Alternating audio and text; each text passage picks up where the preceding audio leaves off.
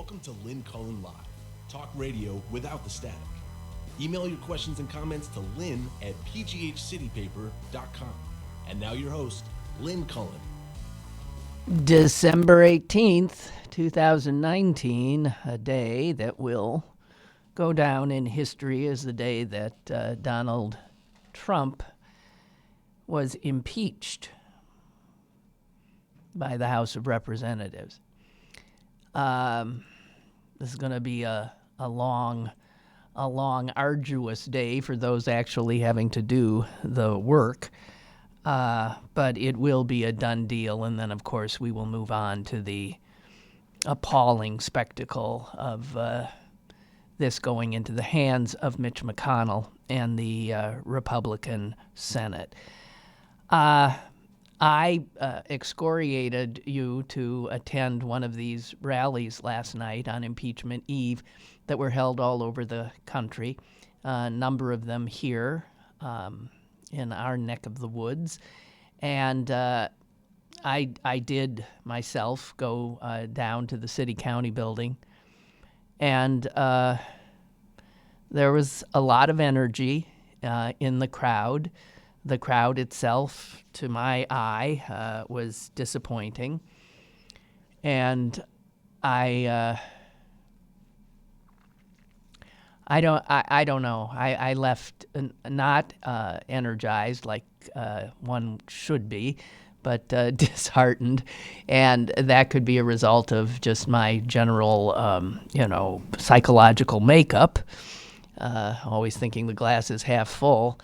I'd say there were about 300 people there, not more than 400 for sure.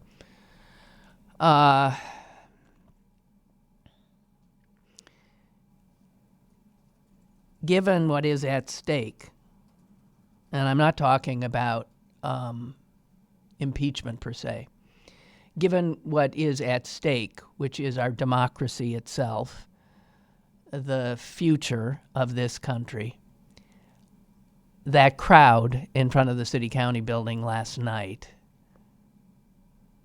was paltry. An almost as large crowd, apparently, in front of Connor Lamb's headquarters in Mount Lebanon.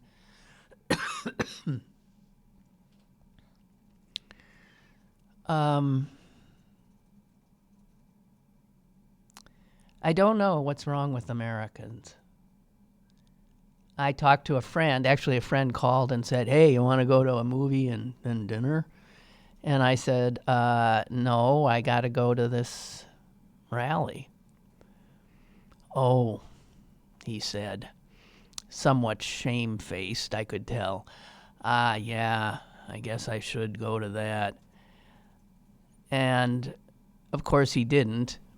And he ended up saying, it's just so cold and I just don't feel like it.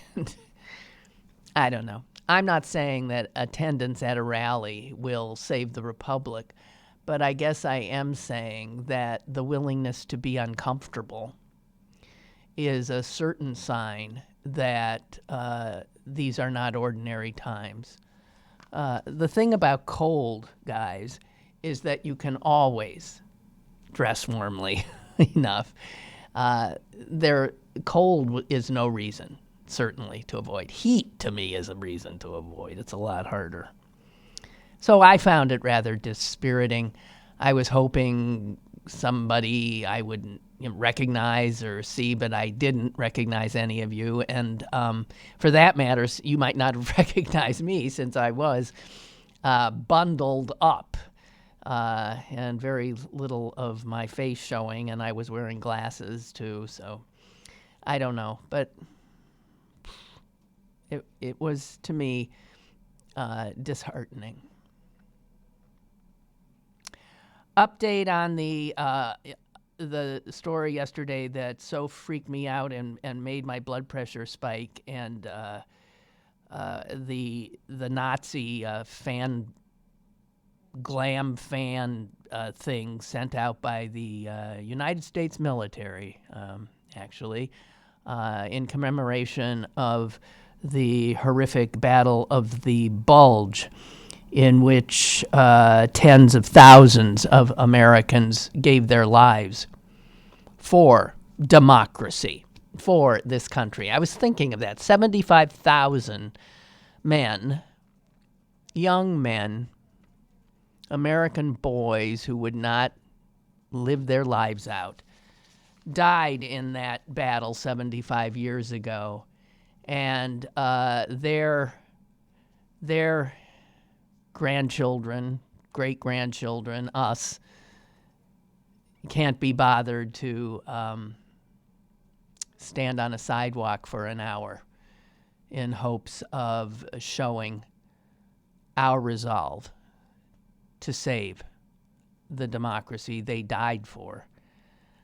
I'm talking about, of course, this Nazi war criminal who, at the Battle of the Bulge, gunned down American POWs.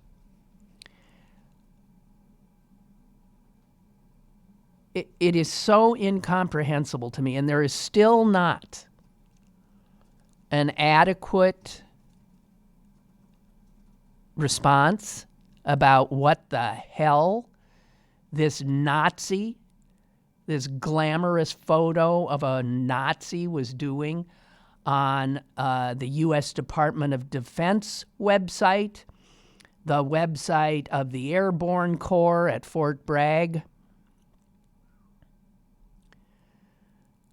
It has been deleted, but there still has not been any adequate comment from anyone in a high position. Flat out, what it does is glorify Nazis. The American Defense Department, the 75th anniversary of the Battle of the Bulge. The photo, colorized. A black and white version of this photo is, by the way, available in the National Archives. That was not the photo used. The colorized photo comes from a private source, from a guy in Slovakia named Tobias Kurtz, who has available a lot of colorized Nazi photos and other things praising Nazis and Hitler. And quite clearly, whoever posted this on on our taxpayer-funded website had to have gotten it from that source. The New York Times piece on this today still has all this could not comment, would not comment, we were seeking comment, did not immediately respond to requests for comment.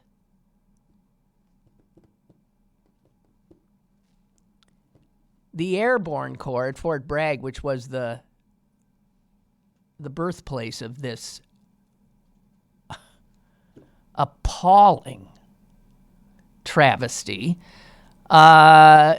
continues to say that it was part of a 6-week series with each post highlighting what happened during the battle on that day. Well, wouldn't you be profiling American soldiers and commanders and leaders on that day? Wouldn't you be putting glamorous, colorized photos of them?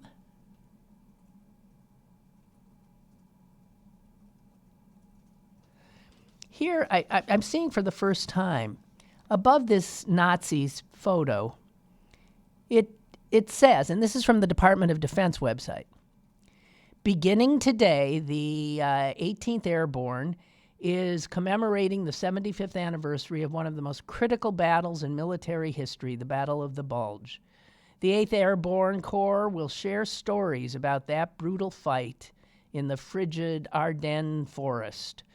These are the stories that were told by the men who fought in that historic battle. Hashtag know your military. Hashtag in their boots. Whose military? Whose boots? This guy? This guy?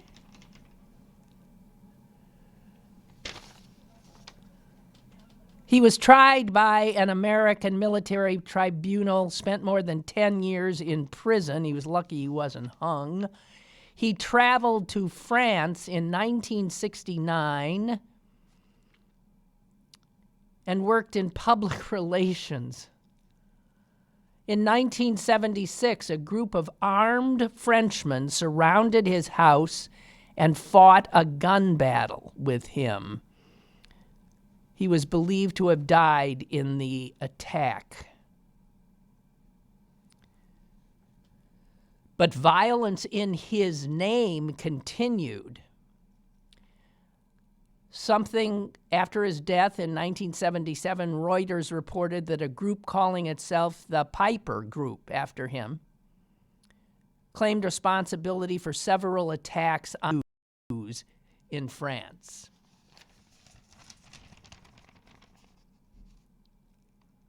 This is a screenshot from the Pentagon, from the Department of Defense's website.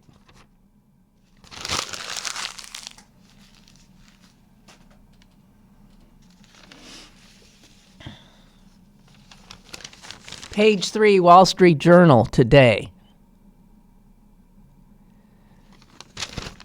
Elevated anti-Semitic incidents, elevated levels now for years. Last year, anti-Semitic incidents, according to law enforcement, jumped 57%, the largest single-year increase on record in this country. As of September, anti-Semitic hate crimes in New York City, home to the largest population of Jews in this country, were up 51% from last year. An obvious rise in anti-Semitic subway graffiti, "Die, Jew, bitch," with a swastika scrawled over a poster of Supreme Court Justice Ruth Bader Ginsburg. Of course, in Europe, they usually do us one better, throwing Holocaust survivor out of a window in France. Anti-Semitic incidents in that country rose 70% last year. You'll recall that Donald Trump, before he became extraordinarily the president of this country, during his campaign, tweeted an image of his opponent, Hillary Clinton. And behind her picture, he had a Jewish star and wads of money.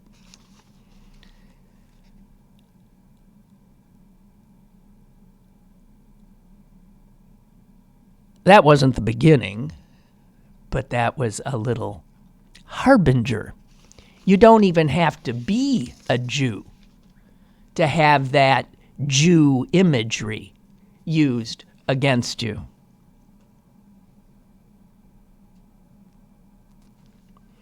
Okay.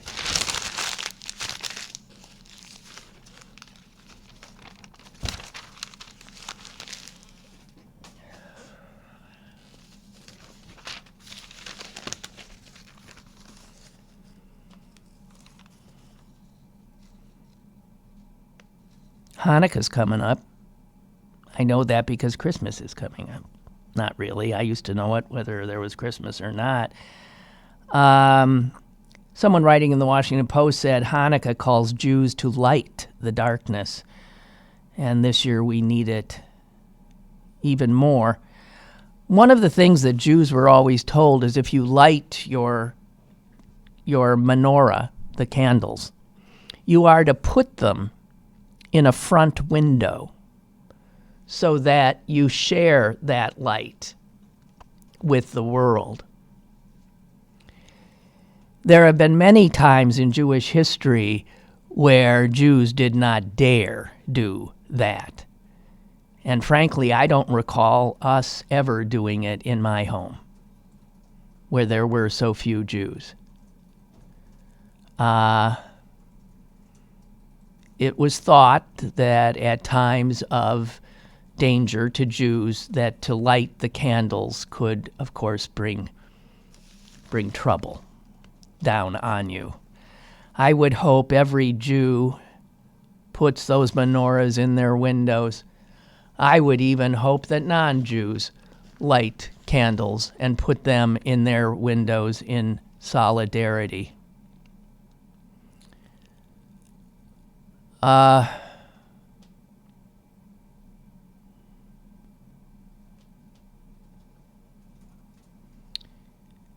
idea is for Jews to make themselves visible when we so often are not. It's just like the march last night or the rally last night was to make our side visible. Hiding is something that terrified people do. And the people who will not hide are people of action.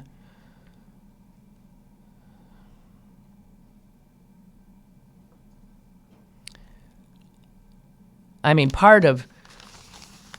I was reading an article about what it is to be Muslim at Christmas, and I would always ask Christians, who are by far the majority in this country, to understand that Muslims, Hindus, Sikhs, Buddhists, atheists, Jews, there are a lot of your friends and neighbors who do not celebrate Christmas. But because the Jewish festival of Hanukkah falls within generally the Christmas period, that holiday has been elevated. Just I know in my family it was so that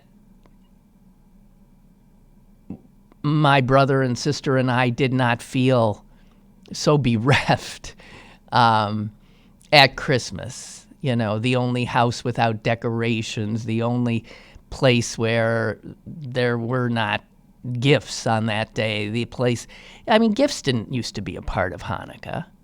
They became a part as a way for Jewish parents to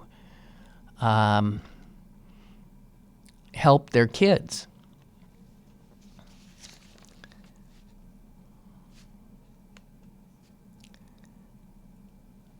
So, I'm just saying.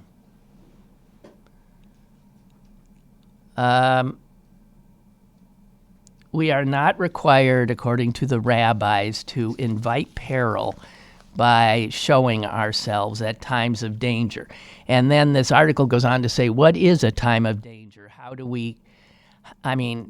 many Soros conspiracy theories are enough? How many times will Jews need to be attacked on the streets of Brooklyn or gunned down in synagogues for it to be considered a perilous time for Jews?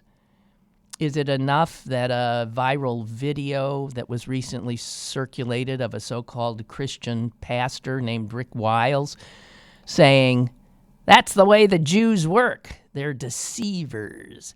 They plot, they lie, they do whatever they have to do to accomplish their political agenda.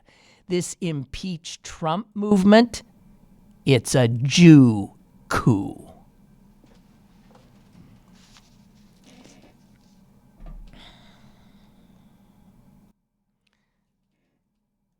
"25% of respondents to a recent American Jewish Committee poll say they avoid certain places, events, or situations because of fear of being attacked for being Jews. 31% they avoided wearing or displaying anything that would identify them as Jews.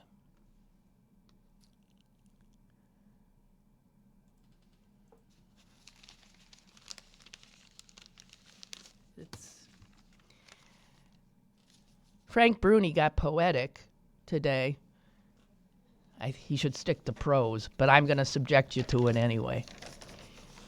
It's a parody on 'Twas the Night Before Christmas. This is in today's New York Times. Frank Bruni. I am sorry, as I said, I'm going to subject it to you. 'Twas the eve of impeachment when all through the House no Republicans wavered, each last one a louse. The articles were drafted by Democrats with care in hopes that a conscience might soon bloom there. We pundits were tossing all steamed in our beds while Trump's certain acquittal danced in our heads, and I, in frustration, feeling all solemn, wished I could capture my woe in a column. When out on the web there arose such a clatter, I signed into Twitter to see what was the matter, and there I beheld him, the master of lies, weaving fresh falsehoods to no one's surprise.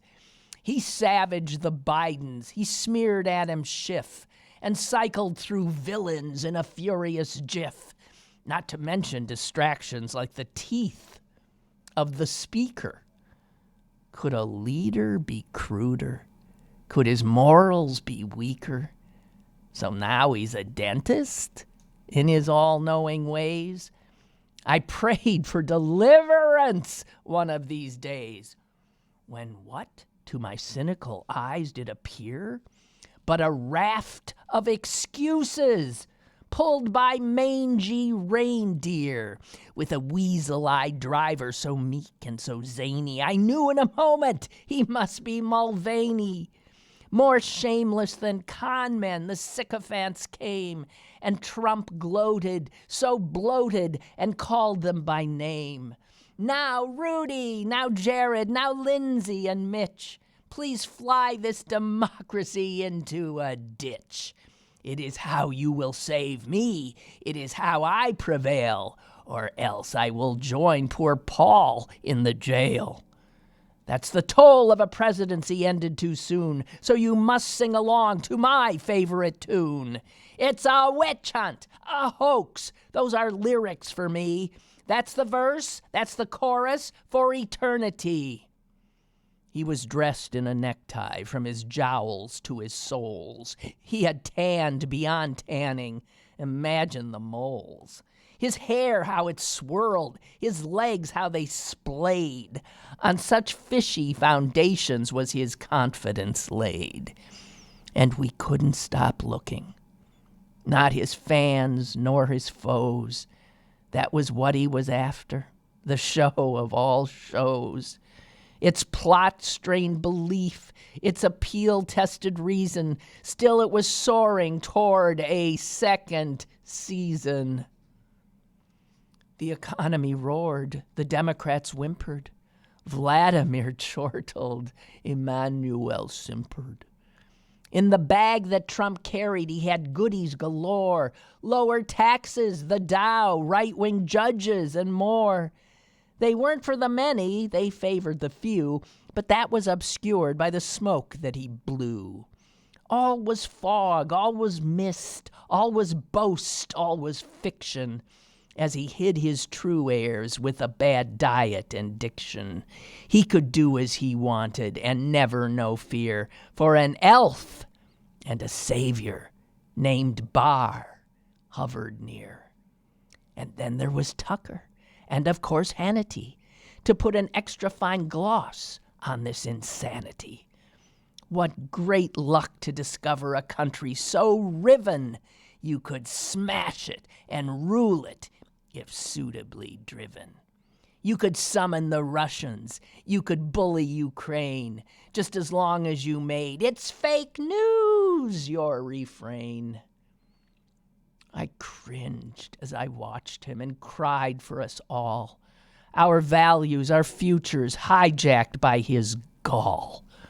A last bid to preserve them was cause to impeach, but his party's corruption put him beyond reach. So then why all his thrashing, his howls of dejection? It was just a performance for the next election. It brought more donations. It rallied his base. You could see, if you looked, a clear smirk on his face. If you listened, you heard it, a lilt in his voice. In drama like this, he would always rejoice. So as history scarred him, he could nonetheless yell, "Merry Trumpmas to all! I'm the king of this hell."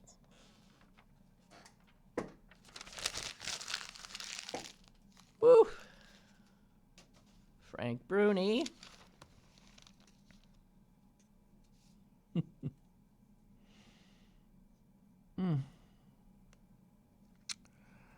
Okay. Hang on here, guys. I've lost my my mail.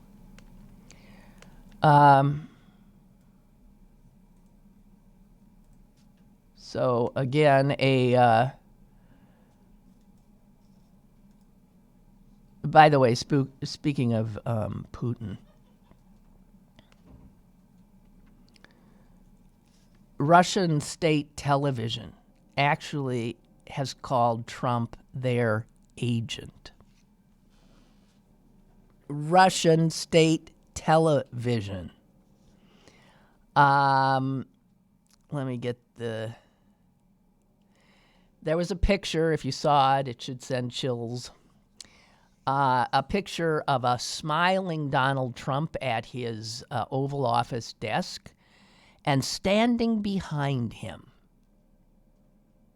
the Russian foreign minister who had just been re-invited. He knows the Oval Office almost like his own bedroom. Sergei Lavrov was there again, welcomed into the Oval Office. By the way, our ally, Ukraine, its president, has still not had his Oval Office visit, has he? I don't think he's made it into the Oval. Because Trump is too busy serving his master. Russian state media, after Sergei Lavrov returned back to Russia, was gloating over the spectacle. Their main channel actually entitled a segment on it, Puppet Master and Agent, How to Understand Lavrov's Meeting with Trump. And it had that picture. The power behind the throne. Lavrov standing behind Trump, smiling stupidly at his desk. And Russian state television actively says, Puppet Master Lavrov and Agent, the President of the United States.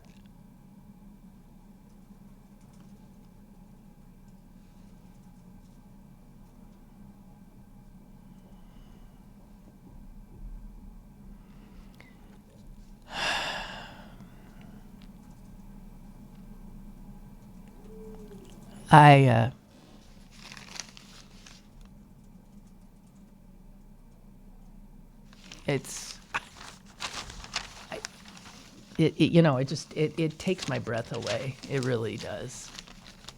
Takes my breath away.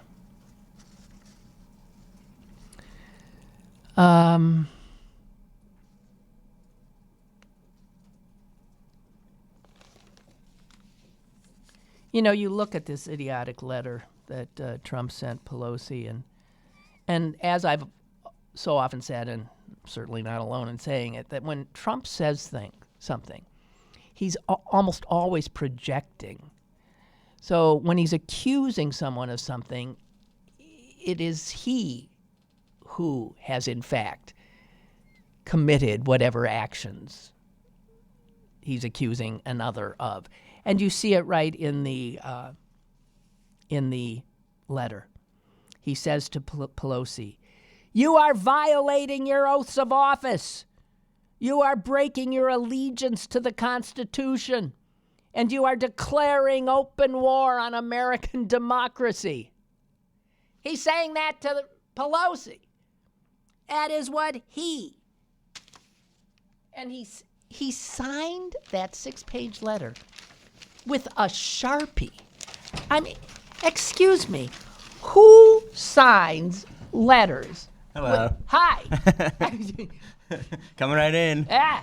Coming in hot. Who signs letters with Sharpies? Old people that can't hold small pens. Well, Jesus Christ. His signature is really something. Yeah. It doesn't look like Donald Trump at all. But No, I guess that's no, what well, I guess it that's just how. looks like- Yeah, I guess that's how people do signatures. I try to actually. Mine still looks wonderfully, legible. Nice. Yes. Lynn Cullen. I try to make sure that the R and the D are very obvious. Yeah. As it should be. Yes, that's right. Yeah. That's right. Yeah, even the mayor of Salem, Massachusetts, had to come out. Great town. I've been there. Have you? Yeah. I have not. Yeah. Had to come out and inform the president that the women who were burned at the stake We're not comparable to what's going on with it. in his town were, did not have the due process that he is being afforded. Right. No. They were literally burned at the stake. Yeah. This is true. Oh, man. Gee whiz. Crazy times. Okay, so I was at the city county building. Oh, last night? Yeah. Oh, so was our intern and photographer. Yeah. We covered that. Yeah. Yeah, I have many thoughts about the coverage of such impeachment. Okay, well, I got to tell you, I tell was me. disappointed. Oh, you were? Yeah. Why? There were 300 people there. Oh, whoop-de-doo. There were 400 in Mount Lebanon. Woo, There were another 200 in Beaver. There were another 100 in Westmoreland. There were 80-something in Washington, what's the PA. population of this area? But you're talking about a protest that was like, I kept getting press releases. They didn't know exactly when they were going to do it. It's basically, that's short notice. That's extremely short notice to do a thing. It's not on a weekend. It's on a cold weekday after work. It's not the same. I think it's actually really impressive. I would disagree with you. I give you Hong Kong. Hello.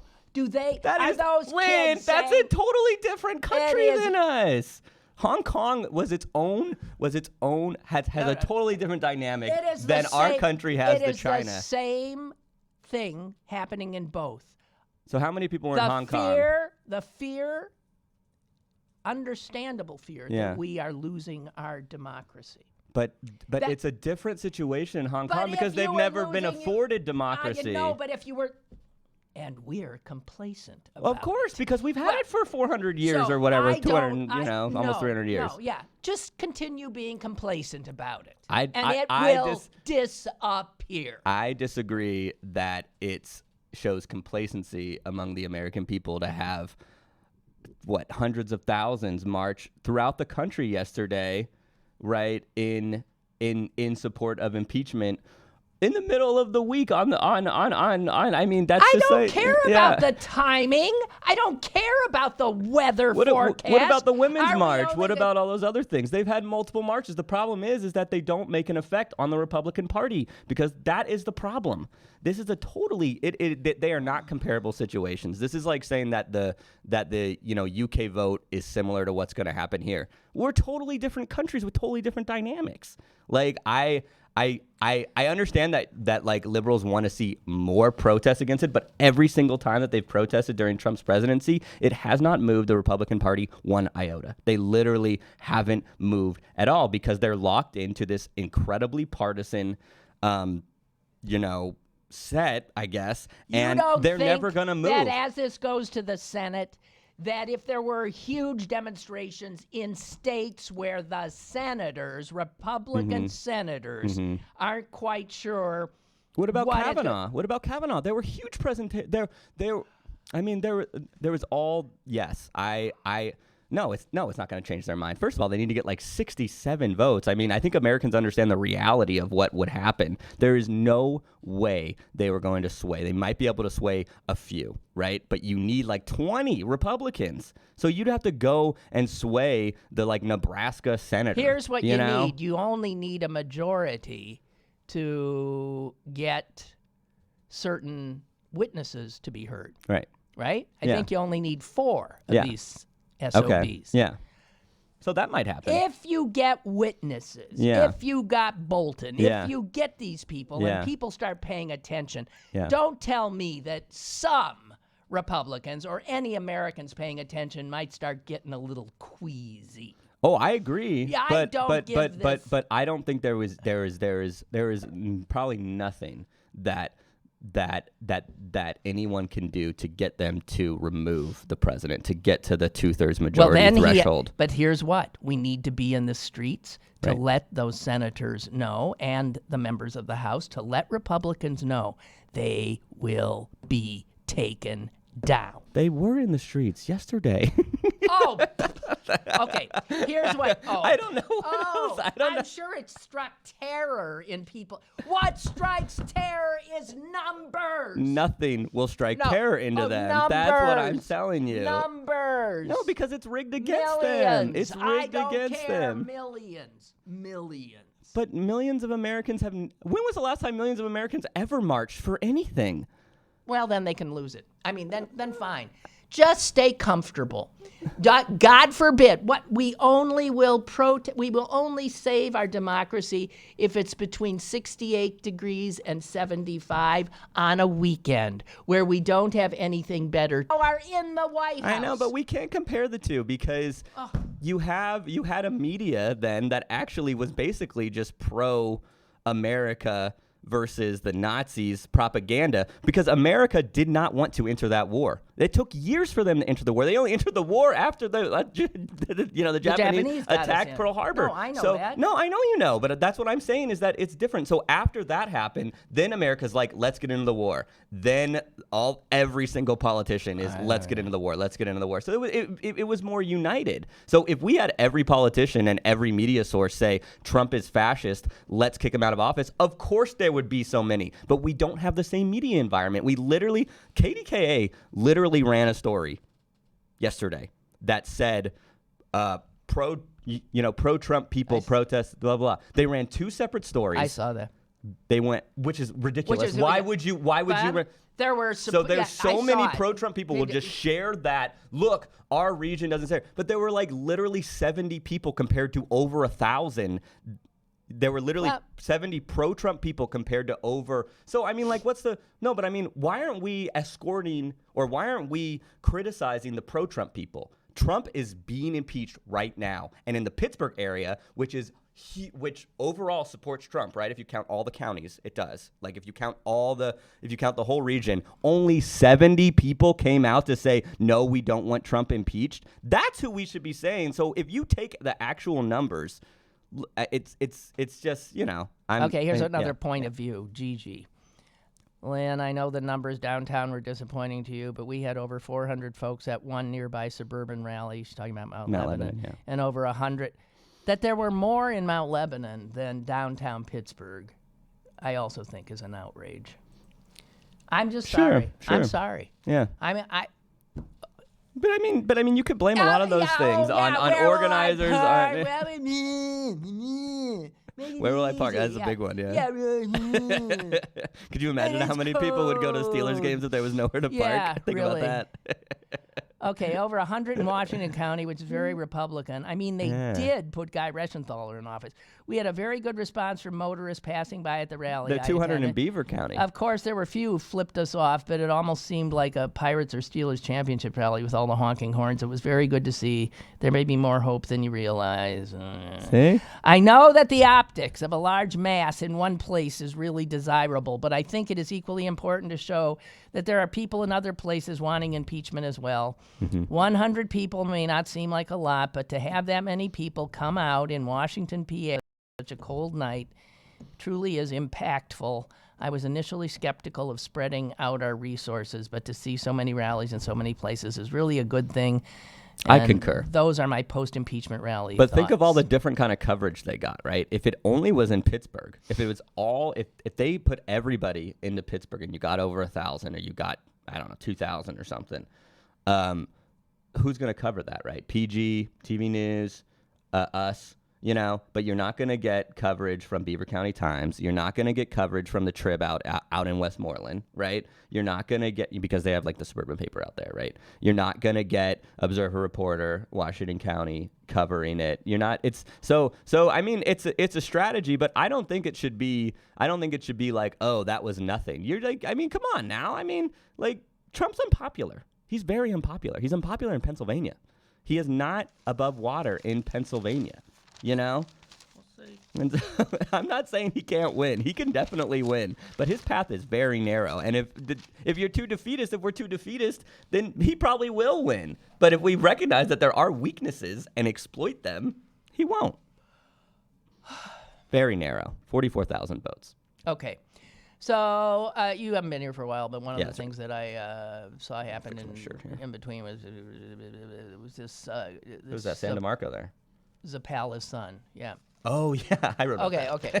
So we'll recall the effort to, get Zappala out as district attorney was not successful. Nope. Lisa Middleman, by the way, spoke at the rally. Yeah, we quoted her. My intern did. She did a good job.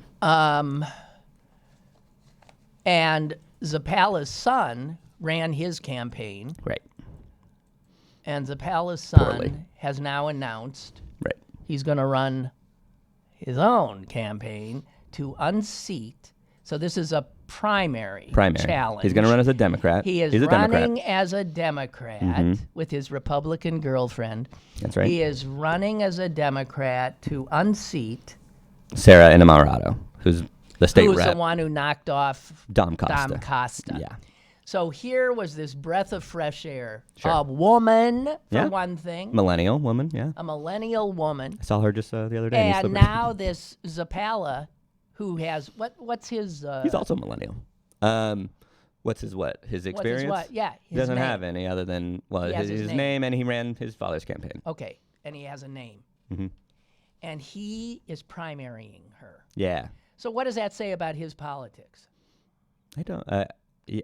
Well, she's being primaried because she's considered to... Be too far left, I Left. guess, which Sure. doesn't make any sense because Sure. you can have far left candidates that represent a very left area, like her district, which is clearly very progressive. He will have the power of the machinery behind him. So did Dom. He has literally no chance. But Dom was blindsided. Without Dom was arrogant because he felt that's true. Zappala's coming. They're going to try to wipe out what happened. Did somebody come out for Summer Lee? Yes, a guy named Chris Rowland is running against him, running against Summer, who is also the other very progressive rep that unseated another Costa. I got to Taking tell out you, the Costas. normally around here, I don't think we have these primary challenges to incumbents. And Especially not interestingly, successful ones. And especially, what are we trying? We got two white men trying to take down two young women, one black, who the are first needed. Western Pennsylvania black woman to and sit in this Harrisburg. is a Democratic kind of thing to do? I mean, what kind of bullshit is this? Yeah, it is. I mean, yes, I think it is. I don't really understand their strategy. They really don't have a chance, if I'm being perfectly honest. I absolutely disagree with you. The House Democratic Caucus has already come out in support of both. Because they support incumbents. Who's got the money? Both of them have been very successful in raising money. I think that's what we forget, is that's another reason why they were able to take out the Costas, is that they were very good at raising money. They outraised the Costas.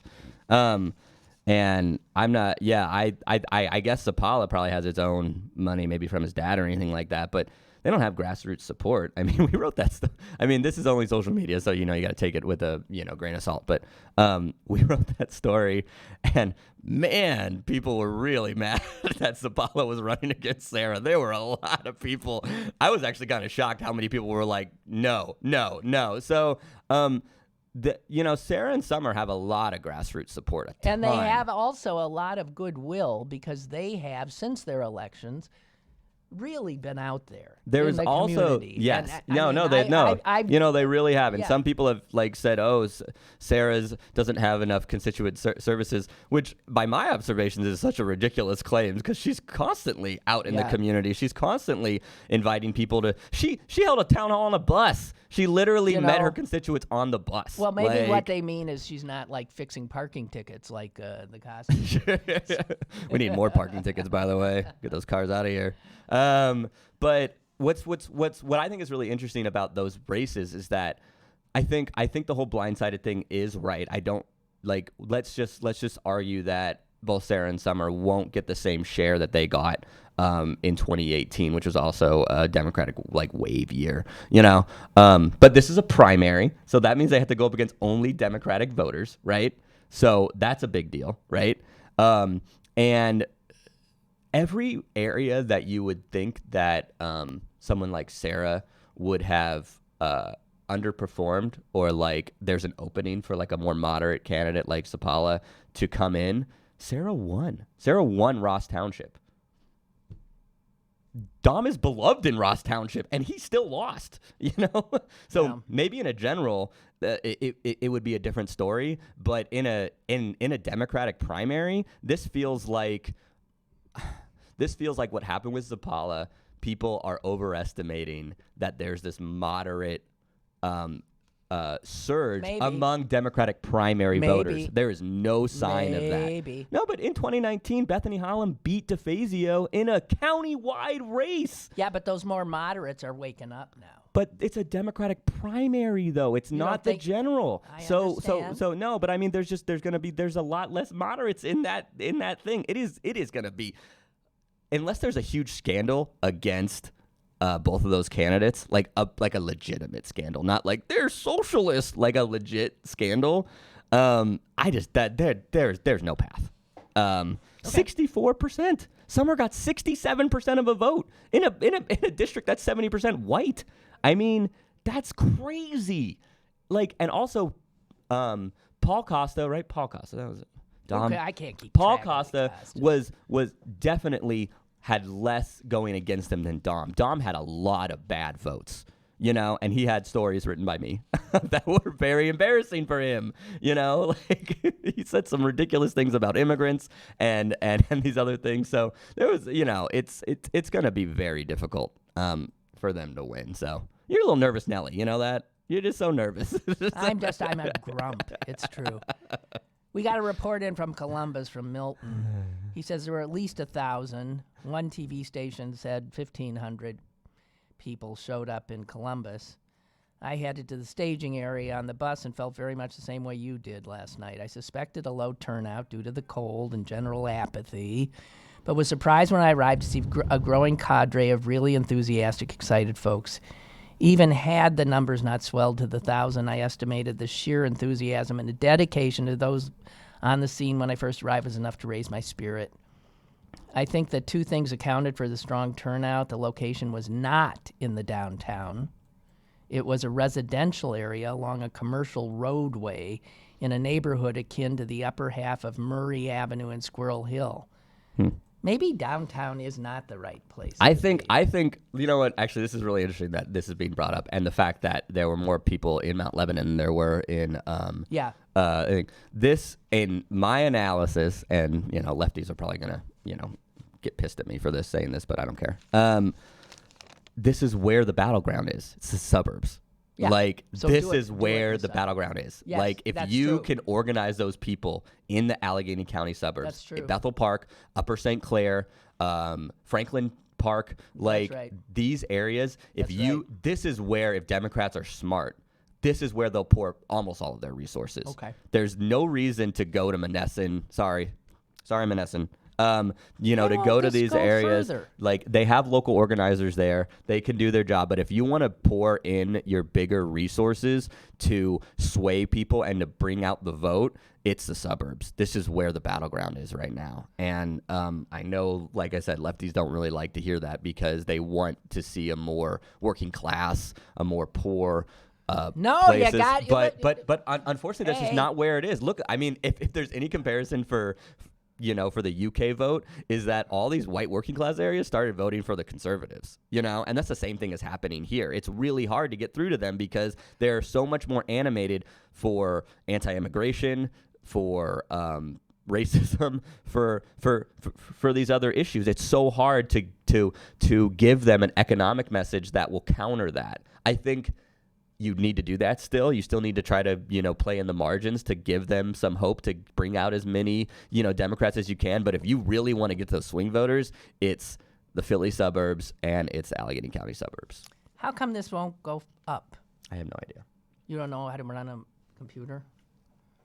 This fucking email that doesn't do you work. want to click this one? Oh, yeah, you just want to click Ryan as a point. Ryan has a good point. No, I'm trying to read the rest of Milton's and it won't go up. I don't know, Lynn. I don't. You're kidding. You're younger than me. You're supposed to know how to do it. I've never had an Apple in my life. Oh, okay.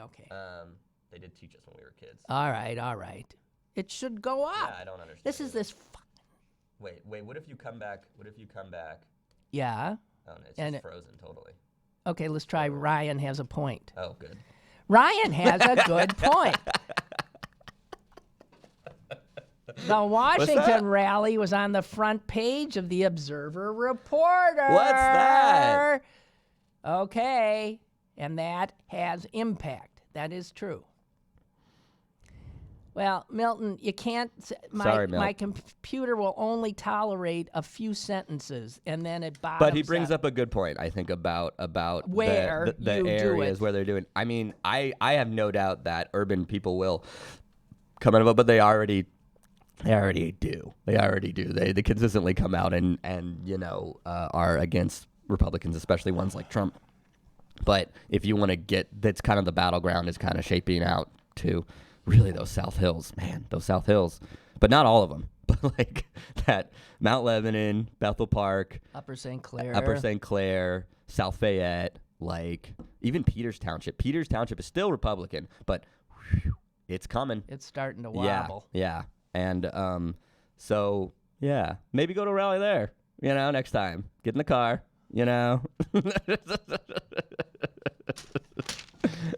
Or you can take the bus, take the T. It'll take a while though. So I have to tell you, I missed this 30-second spot that the Republicans around here put together. Oh yeah, that's interesting. I tweeted about that. And they use they're flashing pictures of John F. Kennedy and Franklin Delano Roosevelt. The New Deal. And they say Democrats, and these are Republicans, the Republican ad. Yeah, it's a Republican. These are Democrats who made room for everybody. Mm. And then they transition from those white men to Summer Lee. Yeah, Bernie. Sarah. A black Peduto. woman. Peduto, too. And Peduto. Yeah. And Sarah. Peduto, we should say. And the nicknames for him are so ridiculous. And they say, this isn't your parents' Democratic Party, and it's not yours. And it's time to think about what that means. Doesn't mention the word Republican in the ad at all. Well, because that's a killer. But I have to say this guy, this new head of Sam DeMarco, he at least shows some energy. Sure. I mean, the Republican Party around here has never even attempted to do anything. Yeah, I think I'll give him that. Yeah, I agree. I would give him the energy. He's got people should check out on City Paper. He's got quite the social media presence. He shares a lot of conspiracy theories and stuff. So he's actually really kind of in line with the modern Republican Party. But give him that. Yeah, I mean, give him some credit for trying to scare people. Whether or not that would work against the places that he needs it to work, like Upper St. Clair and these other places, will be really interesting to see if that'll work. I think it does have some effect. I think the Democrats should probably, especially the ones running in the suburbs, should have a message against that socialism claim, against that spooky socialism claim. I think they did that against Lindsey Williams, who ran in the state Senate, and most of her district is in the North Hills. Right. And she won, but by 500 votes. Yeah, and she didn't tight. win in the suburbs. She won because she carried, she crushed in the city of Pittsburgh. Her district, is in Highland Park and East Liberty, and she crushed there, and so that kind of carried her to victory. But her opponent was basically like, she's a socialist. And if you don't counter it, if you don't explain to the voters that that's a bad faith attack, there's a good chance that. Do you it know might that work. the largest release of methane gas I wrote about this too, man. in the United States Yeah. happened Just 60 miles from here as the crow flies. Yeah. 60 miles from here, ladies and gentlemen, and no one knew? Yeah. It's huge. Okay, here's how we found out about it. Yeah. The European... This is like Chernobyl. You know, right? This is like Chernobyl. They're saying, no, there's a little rum, and then, readings from all over the world start coming in. All right. The European Space Agency, it turns out, this happened in February, had just launched a satellite with a new monitoring instrument on it. Lucky us, huh? And it was designed to collect more accurate measurements of methane in the atmosphere. And what that satellite saw 60 miles from here in February of 2019 was, oh no, it's 2018. 2018 was huge. Yeah. Huge. 120 metric tons of methane were released every hour. And it took how many days to cap this thing? 20. The amount was twice the rate of the largest known methane leak in the United States. Right. This is from a fracking facility owned by Fracking well. Well. Just one one well. One well. There are thousands owned of these things. And here's what happened. When it happened, It exploded. The well exploded. there was an explosion, and It about wasn't- 100 people who lived around there were evacuated. Right. I calculated 5,700 metric tons. Because if you do 120 over per Scientists said the measurements from that one thing, just around the corner here, could mean that other large leaks hour. Oh, they're just spewing are methane. going absolutely undetected. Yeah. Yeah.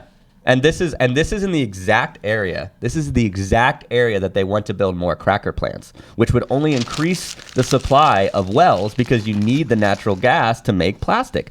That's how they exist. And this was owned by Exxon, right? The oil giant. Exxon is one of the companies rumored to want to build a cracker facility in the Ohio Valley, River Valley. And it's insane. It's insane. It's so much. It was that one well over 20 days spewed out more methane than the oil and gas industries of France, the Netherlands, and Norway combined in 1 year. It's insane. That is literally downwind from us. That just blew all that blew fucking right out. methane We all right took it in. into our face. That is right. That is right. And we think that we need these things. It's so crazy. Belmont County, Ohio.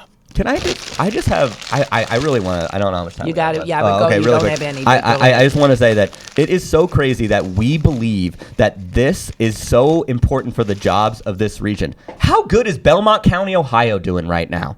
Oh, how I bet good is they're- Wheeling doing right now? How good is, so Beaver's starting to do a little bit better right now just because of the cracker plant. Once that cracker plant's done, though, 600 jobs. That's it. Come on. Let's really think about the economic benefits of this. We just believe the pro-business boosterism. Is the plant from the actually things. functioning already, or is No, it still no, being no, it's still constructed? being built. So the jobs are the construction Right. of the plant. Yes, 6,000 of them And around. once the plant's built, those jobs Yes. drop way down. Unless they go build another plant. And that's basically what their strategy is. Like, let's just keep building plants. So for the next 20 years, we maintain those 6,000 jobs. A lot of them are from out of the area, by the way. I know a guy who works there. He says a lot of people speak Spanish.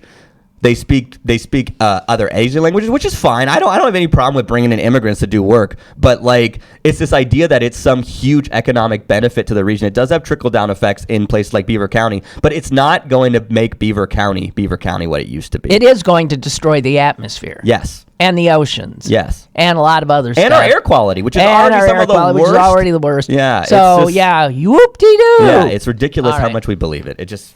Well, maybe, but that creates jobs for undertakers. That's what Darlene said. That's what Darlene said when they banned fracking in the city of Pittsburgh in 2010. It's the greatest quote of all time. I'll send it to you. It's so good. All right. God bless Darlene. Darlene Harris and I thinking alike. Oh, my God. All right, you guys. That's it from here today. Guess what? Donald F. Trump is going to be impeached today. Yes. Farewell. See you tomorrow.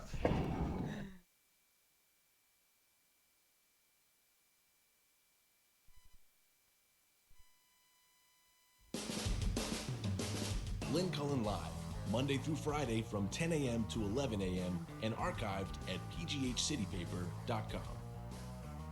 The opinions expressed on Lynn Cullen Live are those of the host and do not necessarily reflect the viewpoints of Pittsburgh City Paper or its advertisers.